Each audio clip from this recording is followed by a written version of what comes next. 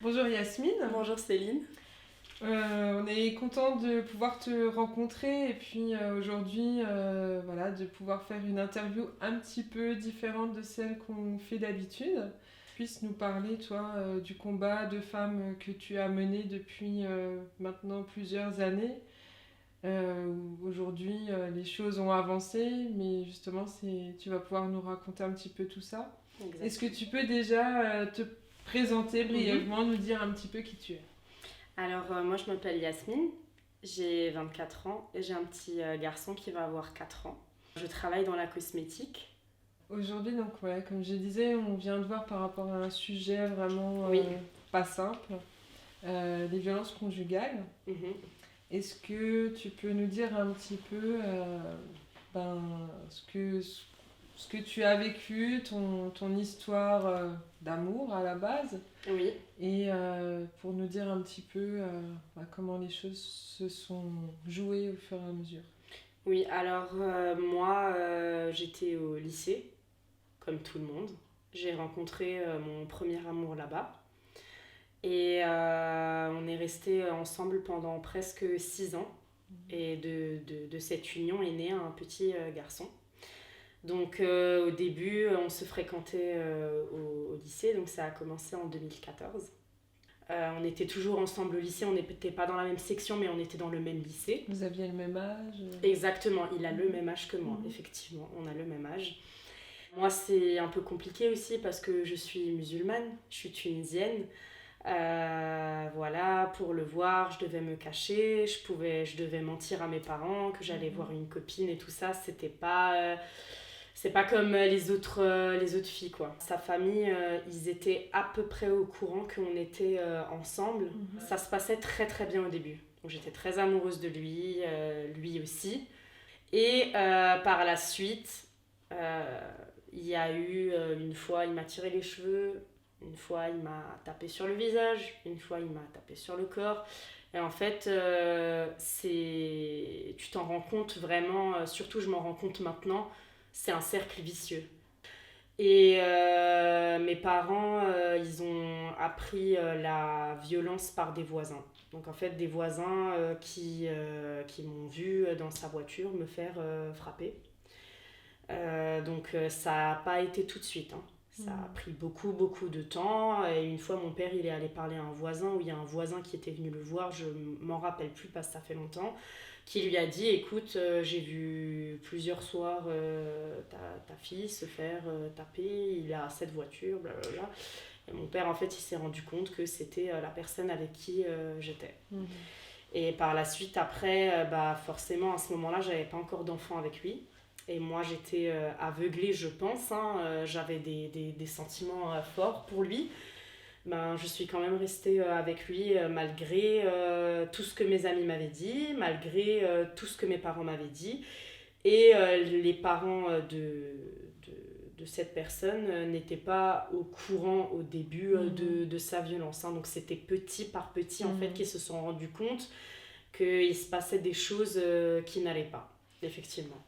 Euh, pour toi, du coup, au début de cette relation, quand il y a eu, quand il te frappait, quand il y a eu toutes ces choses-là, est-ce que pour toi c'était quelque chose alors du coup d'anodin, ou est-ce que tu trouvais déjà quand même que c'était pas normal?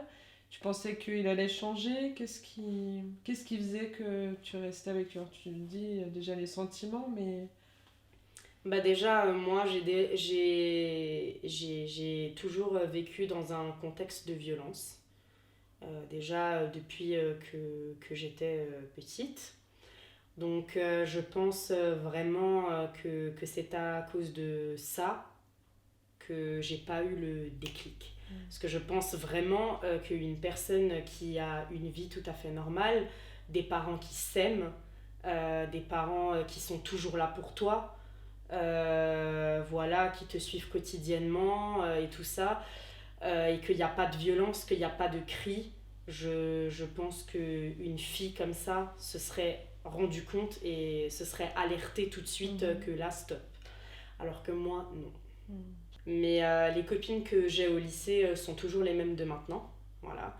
Elles m'ont prévenue à plusieurs reprises, Yasmine, arrête, il est violent, tu peux pas continuer comme ça. Et moi, le problème, c'est que déjà, je racontais pas tout. Personnel, je pense d'un côté parce que j'avais peur, parce que je me disais que de toute manière, je vais entendre quelque chose que j'ai pas envie de faire, donc je vais pas rentrer dans ce sujet.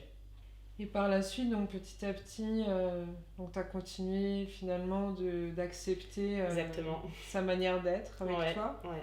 Donc vous avez, après, vous avez emménagé ensemble On a emménagé ensemble et par la suite, après le mariage, j'ai eu un petit garçon.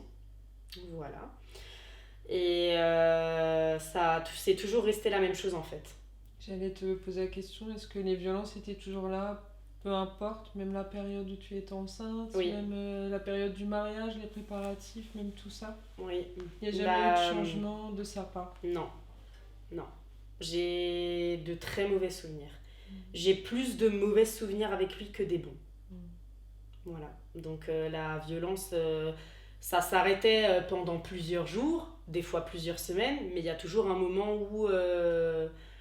où il fallait qu'il crie, ou qu'il tape, ou qu'il casse quelque chose dans l'appartement. Et ta grossesse, comment elle s'est passée? Alors, ma grossesse, elle s'est pas très très bien passée. Voilà, j'ai pratiquement pas trop pris de poids et même quand j'ai accouché, j'ai vite perdu 10 kilos. Je pense que c'était beaucoup à cause de l'angoisse, parce que c'était pas stable l'environnement vraiment que j'avais.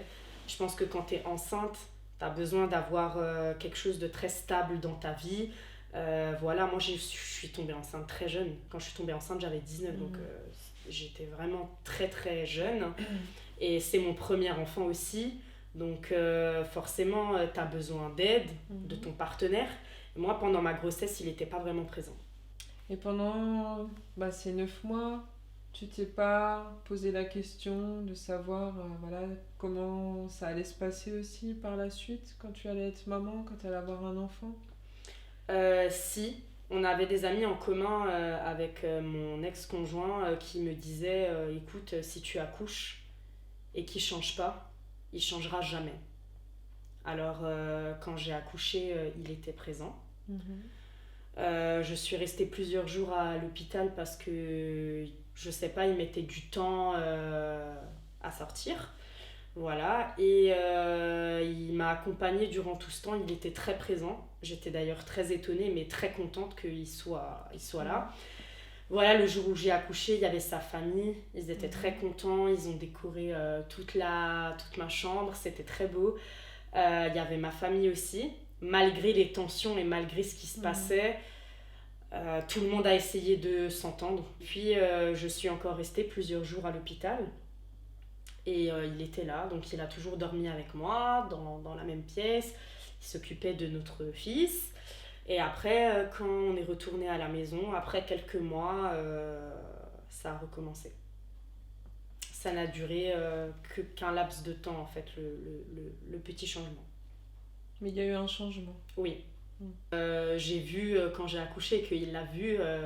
Je veux dire, comment tu peux pas pleurer, ne pas être heureux de voir vraiment pour de vrai un enfant que tu vois en ventre grandir, mais quand tu le vois en vrai, c'est pas pareil. Donc c'est sûr qu'il était très content, il était fier jusqu'à l'heure d'aujourd'hui. Là, ça reste son père. C'est sûr, c'est son seul fils, donc c'est une fierté avant tout.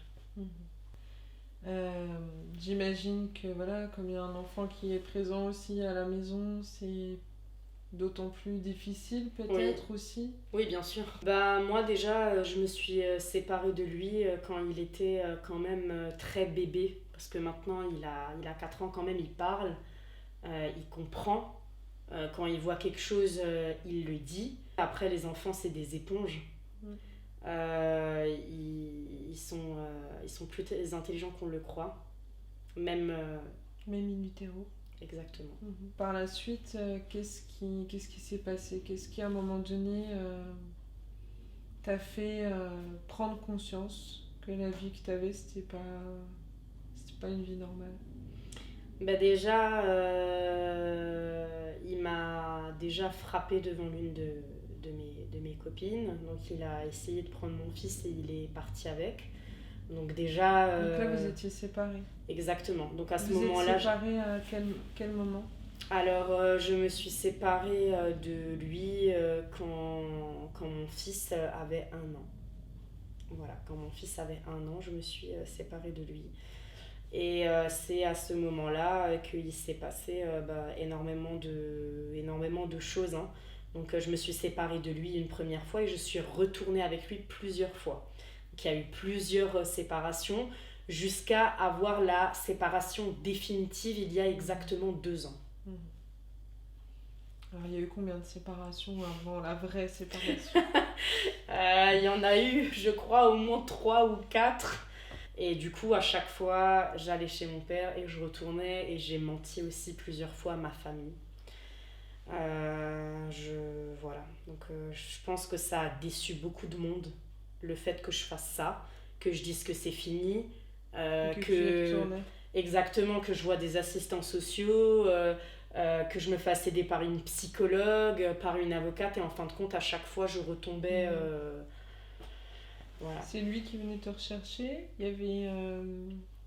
Ou c'est toi qui finissais par...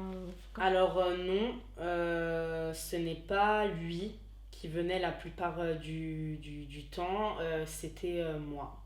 Qu'est-ce qui était difficile pour toi au moment de ces séparations? J'attendais, je pense, qu'ils prennent conscience des choses, surtout qu'avoir un enfant, c'est une grande responsabilité. C'est pas une poupée. Donc voilà, mais après, je pense le fait d'avoir vécu avec lui pendant 5 ans et le fait de me détacher comme ça, je sentais qu'il y a quelque chose qui manquait.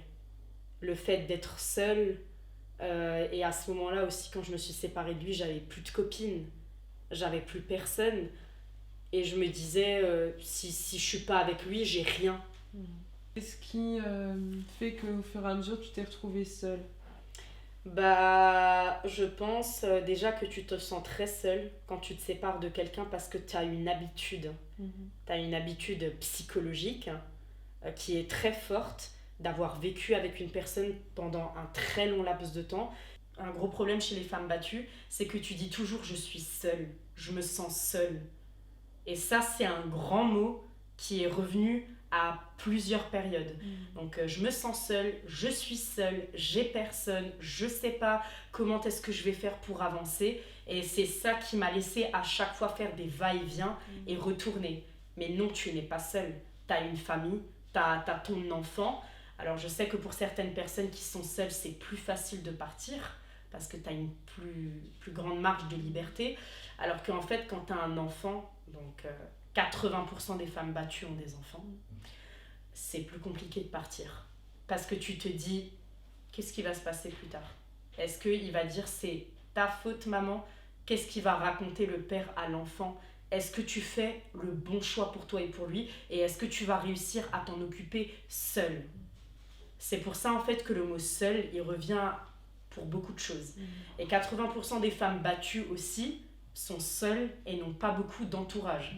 Parce que l'homme, donc ce qui arrive à plusieurs femmes battues, c'est qu'il veut que tu n'aies pas beaucoup d'entourage. Pour lui, avoir de l'entourage, des copines, c'est des informations à donner qui sont toxiques et pas bien. Et forcément, quand tu es une femme battue, déjà, tu as beaucoup de mal à t'exprimer. Parce que moi, je veux dire, je suis pas quelqu'un qui allait dire à mes copines « Oui, salut, je me fais taper dessus. » C'est vraiment quelque chose... c'est un peu la honte. Je ressentais vraiment ça comme ça. Du coup, tu t'es éloignée petit à petit des personnes que tu côtoyais. Tu t'en rendais compte sur le moment ou c'est vraiment plus tard que tu t'en es rendu compte? Alors, non. Est-ce qu'il y avait vraiment des choses dans ce qu'ils faisaient? Je sais pas, est-ce que tu as des exemples par rapport au fait qu'ils t'éloignent des personnes? Déjà, comme j'ai dit avant, je veux dire, il te parle. Il a toujours cette manière avec toi de parler. En gros, pour te dire, t'as juste besoin de moi. T'as pas besoin des autres. Et à force, ça, c'est rentré dans ma tête. Et forcément, au bout d'un moment, j'avais plus personne. J'avais juste les amis que j'avais avec lui en commun. Et j'avais plus de copines que je voyais à l'extérieur ou que j'invitais chez moi. Donc j'étais que avec mon fils en permanence. Et forcément, au bout d'un moment, tu te demandes s'il n'y a pas un problème, mais t'as pas aussi envie d'impliquer en fait ces personnes qui ont rien à voir dans ces histoires, parce que tu sais jamais ce qui peut se passer. À quel moment, est-ce que pour toi il y a eu un jour, il y a eu un déclic? Mais est-ce que vraiment un jour il y a eu quelque chose là où tu t'es dit c'est plus possible? Oui, ouais. C'était il y a 2 ans. Il y a une seule personne à qui je parlais toujours, c'est ma cousine Donia. Donc en fait, elle habite en Tunisie et on est très très proches. Et elle savait toute ma vie, donc elle savait tout ce qui se passait. Et un jour, elle m'a vue avec le visage, voilà, il m'avait tapé au niveau de la lèvre. Et au niveau du nez aussi, j'avais très mal. Et du coup, je lui avais expliqué ce qui s'était passé. De toute manière, il était pas là. Et mon oncle, il m'a dit, tu peux pas rester comme ça. Sinon, je pense qu'un jour, il va vraiment arriver l'irréparable. Et du coup, j'ai pris une décision radicale. Je suis partie en Tunisie pendant plusieurs mois avec mon fils. Donc j'ai tout laissé ici. Je n'ai même pas prévenu mes parents parce qu'en fait, mes parents, ils ne me parlaient plus parce qu'ils ils m'ont aidé à plusieurs reprises. Après, voilà, on a peut-être qui vont dire mais comment ça, tes parents, ils t'ont plus aidé. Mais moi, je suis mère. Et c'est vrai que mon père, il m'a aidé tellement de fois. Il a fait la chambre pour mon fils. Il m'a accueilli chez lui. Il m'a jamais rien demandé. Et moi, à chaque fois, je retournais avec lui. Mon père, il comprenait pas. À chaque fois qu'il me soutenait, qu'il m'aidait, qu'on avait fait toutes les démarches et que moi, je retourne, je pense qu'au bout d'un moment, en tant que parent, tu sais plus quoi faire et t'en peux plus aussi. Du coup, j'avais plus de contact ni avec mon père ni avec ma mère et je suis partie en Tunisie. Voilà, sur un coup de tête, je suis partie. Moi, je l'avais un petit peu emboucané. Je lui avais raconté une petite histoire par rapport à du maquillage et tout ça, parce que je suis blogueuse sur les réseaux sociaux et que j'allais faire du maquillage là-bas, que je voulais un peu créer, entre parenthèses, ma petite entreprise, ce qui est vrai, mais j'ai surtout fait ça pour partir. Donc, il m'a accompagnée à l'aéroport. La veille, j'avais mis tous les bagages dans sa voiture. Il m'a ramenée à l'aéroport et il est parti. Et puis, les premiers jours, on s'est appelé en calme. Et après, tout doucement, chacun est parti de son côté. Plus de nouvelles de lui. Et il avait pratiquement plus de nouvelles de moi. Donc par rapport à ce voyage, Yasmine, c'était donc la dernière fois, c'était vraiment le moment où là tu es partie. Exactement. Donc là, ça a été la dernière séparation où je suis vraiment partie. C'est vraiment à ce moment-là où j'ai soufflé et j'ai commencé à reprendre ma vie en main avec mon fils.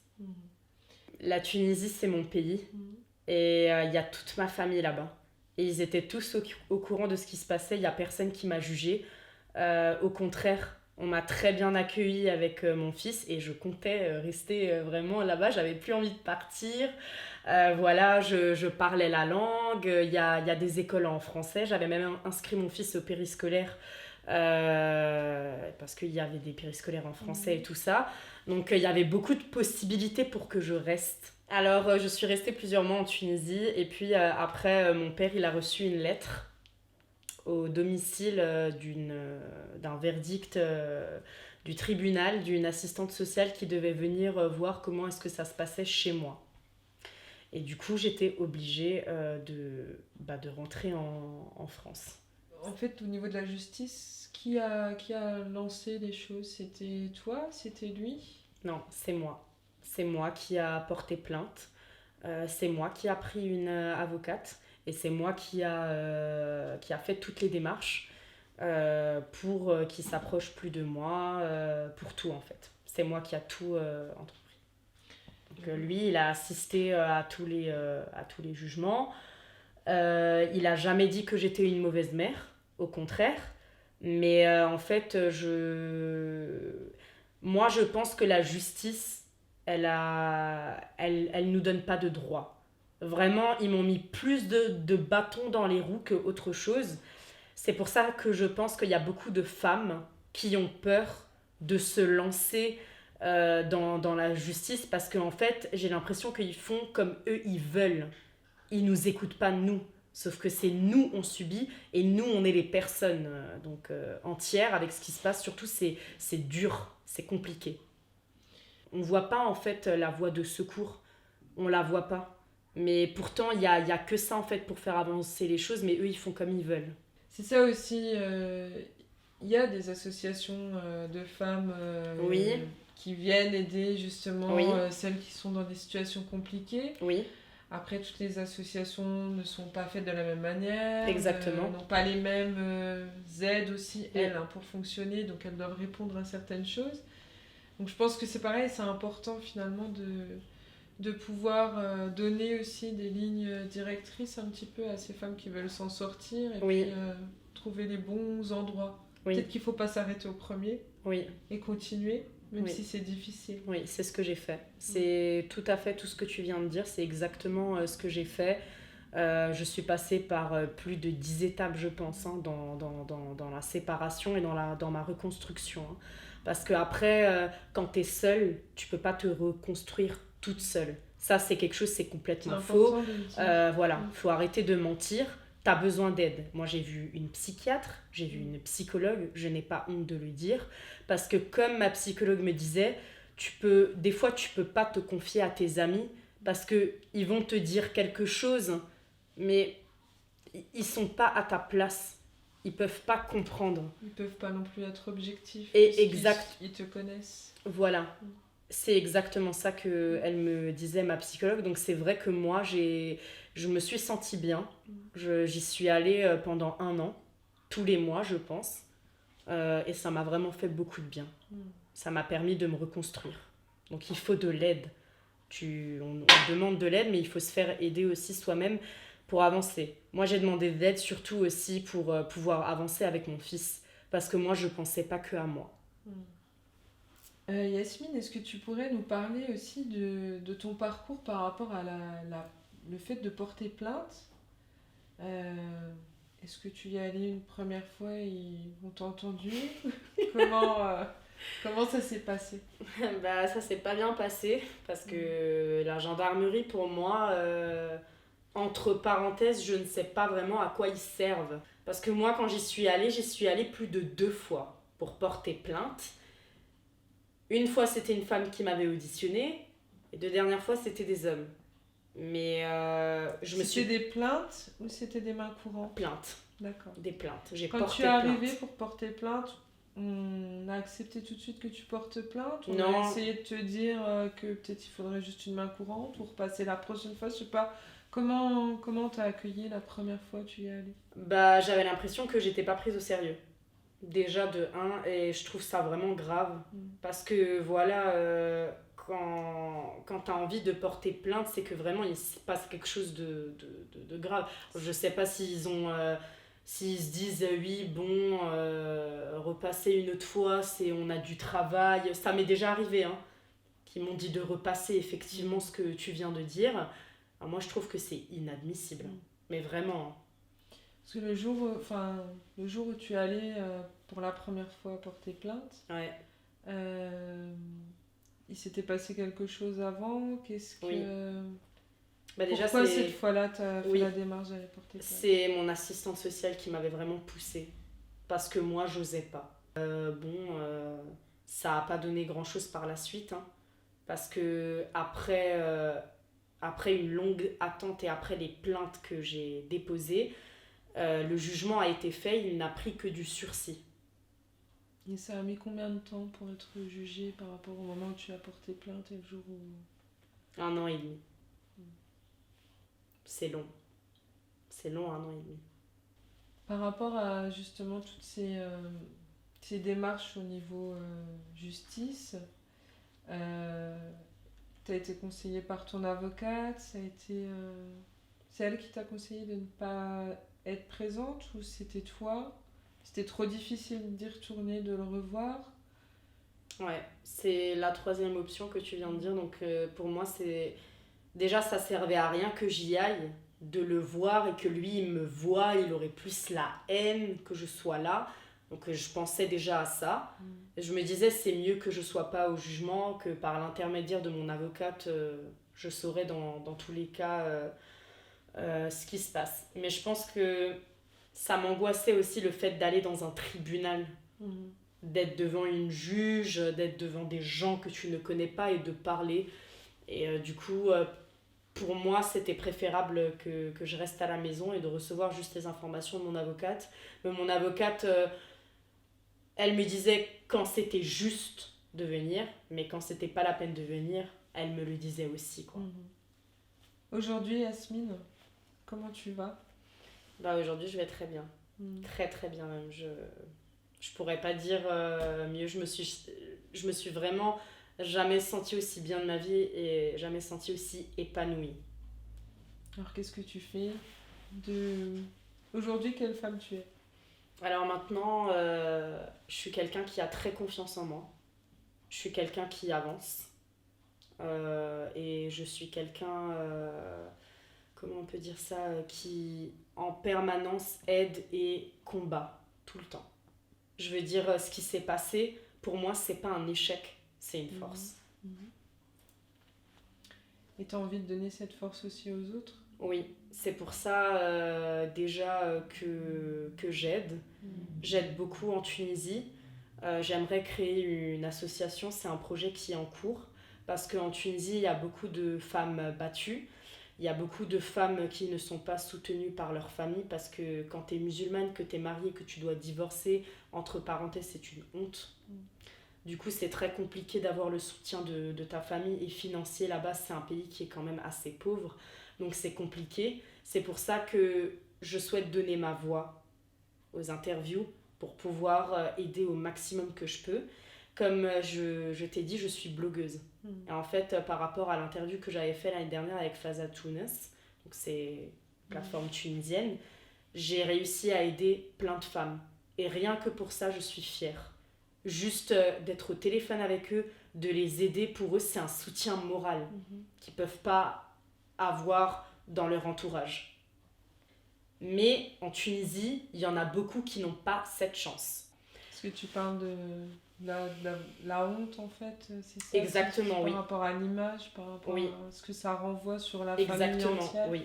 Alors, en Tunisie, quand tu es une femme mariée et que tu as des enfants et que tu te fais frapper ou humilier, pour eux, tu l'as choisi, tu dois rester avec.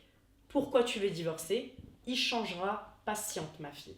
C'est très souvent ce que j'entends au téléphone. Et je trouve ça très grave. Se faire humilier, c'est grave.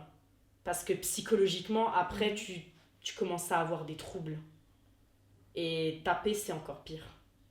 Et il y a d'autres choses encore plus graves? Comme le viol conjugal aussi.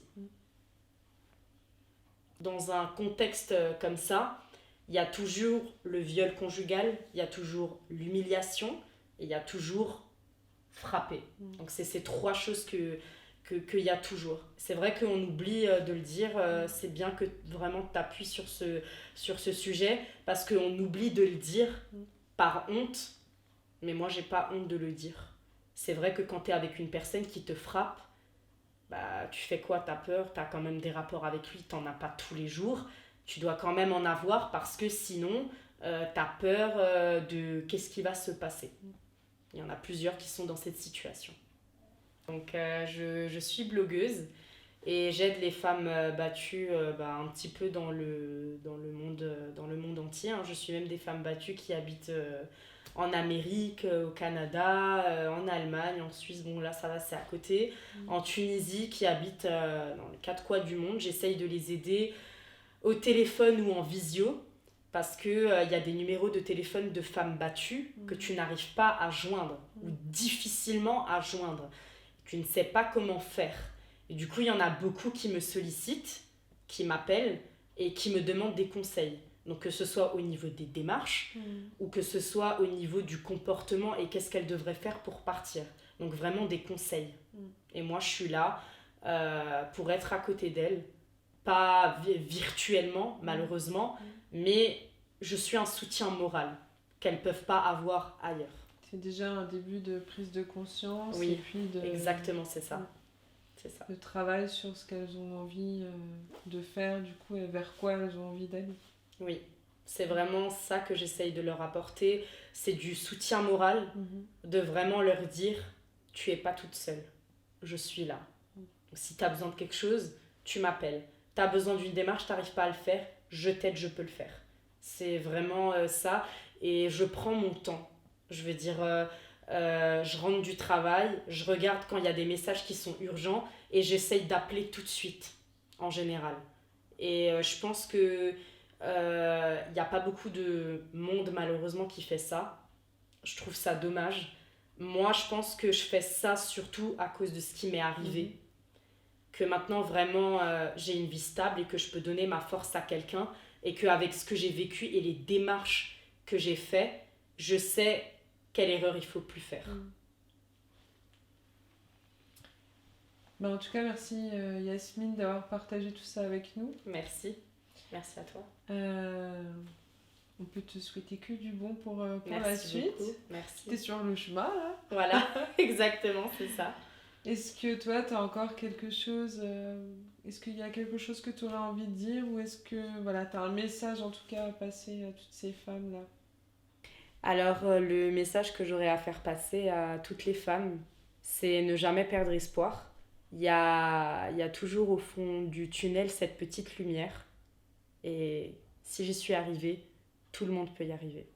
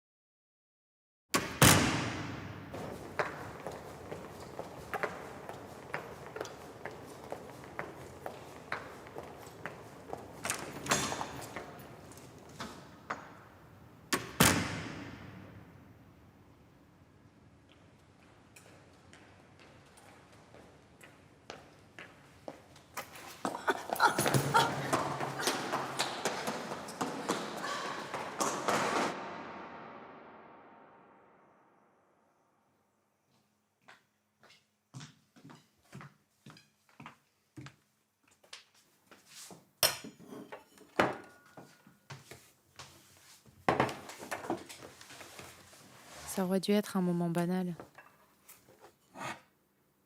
de ceux qu'on oublie. Mais avec lui, ça ne se passait pas comme ça. Le moindre faux pas devenait funeste.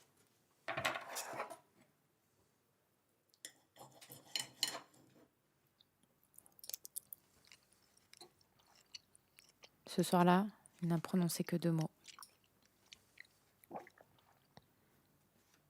C'est froid.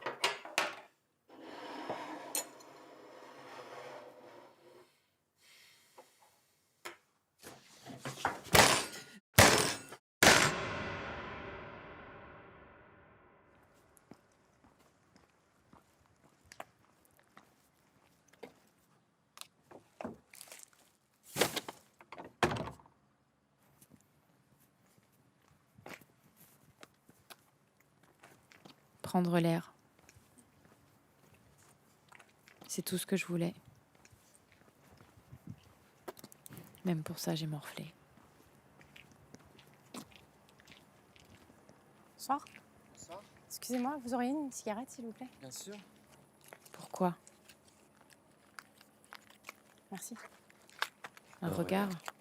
Un sourire? Déjà trop pour lui. C'était qu'une clope. Une putain de clope.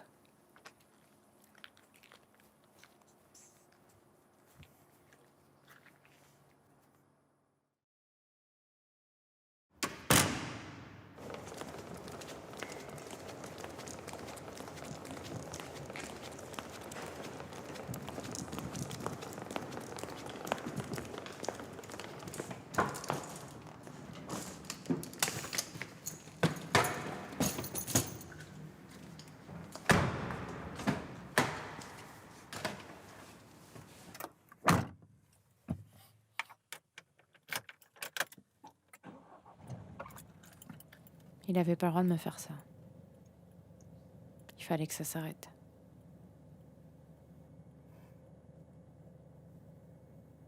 Qu'est-ce que j'allais devenir? Je savais même pas où aller. Si je l'avais pas énervé aussi.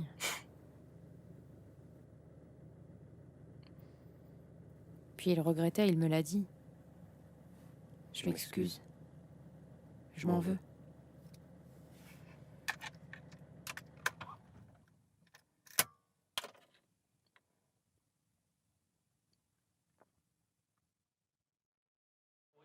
L'ancien Montpellierin qui attend du soutien. Avec Morgan Sanson. Il va rejouer avec Cabella côté gauche. Il laisse l'avantage à Maurice Delrue. Lopez. Cabella. Sauvin. Je voulais lui donner une seconde chance. Repartir à zéro. Pauvre conne. Darder qui a trouvé Tolisso. Tu pensais que ça pouvait bien se passer? C'est vrai que l'absence d'Alexandre Lacazette, elle se serait ressentie en... Si tu me quittes, je te tue. Je voulais plus qu'il me touche. Même ses caresses me faisaient mal.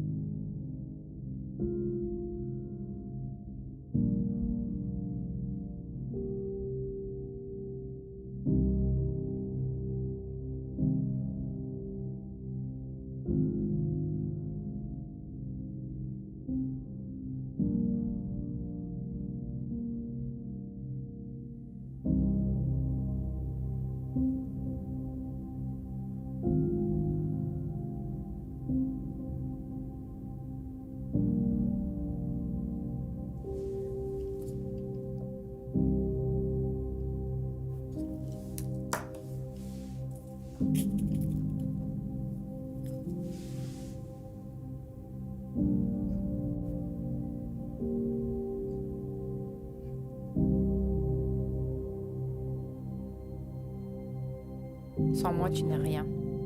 Je vais te tuer. Tu l'as cherché. Pardon, salope. Bon à rien. Débile. Je recommencerai plus. Ta gueule. Je te retrouverai. Ne pleure pas. Je vais te faire la peau.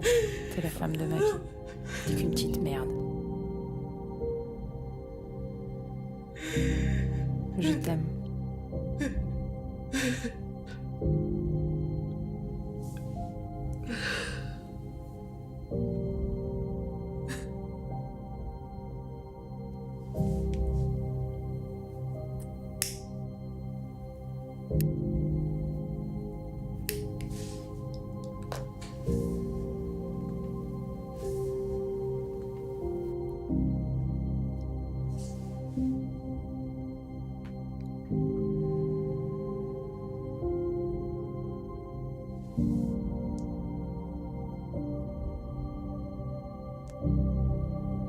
Fais-le.